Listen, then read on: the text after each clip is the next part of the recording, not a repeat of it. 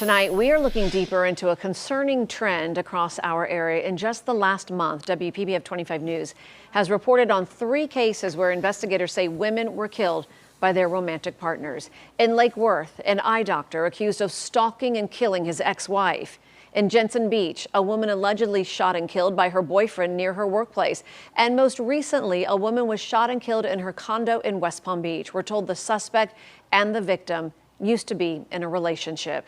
Reporter Rachel Williams is looking closer at these cases of intimate partner violence and what signs advocates say we should all be aware of. In the past month, we've reported 3 women who have died from intimate partner violence in our area. I'm at the scene of the most recent incident that happened on Monday. 58-year-old Liliana Calderon Ramirez was found shot to death in her home. The suspect accused of this crime is her ex. Studies show more than 3 women are killed by husbands and boyfriends every day. Over 60% of individuals in a family and social network before there was a death knew that that could happen. And they didn't necessarily feel empowered to do those things. In July, we told you about the Lake Worth flight attendant, Cindy Sharoni Seith, who was allegedly killed by her ex-husband outside her condo.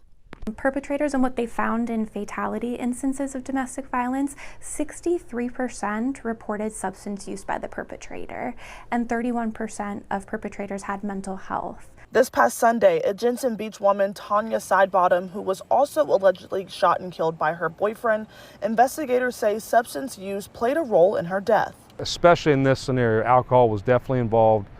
Alcohol never helps these relationship issues. It only makes them worse. Martin County Sheriff John Budensiek says over the years he has witnessed the trends of more domestic-related homicides. If there's any type of cross-up in a relationship where there's violence or threats of violence, separate yourselves. Separate yourselves. If you can get a restraining order, get a restraining order. That brings us to the most recent incident on Monday. 58-year-old Liliana Calderon Ramirez was found shot to death in her condo in West Palm Beach. But there are signs of intimate partner violence for everyone to be aware of. One of your colleagues at work or your friends, you might notice that they're not engaging as much.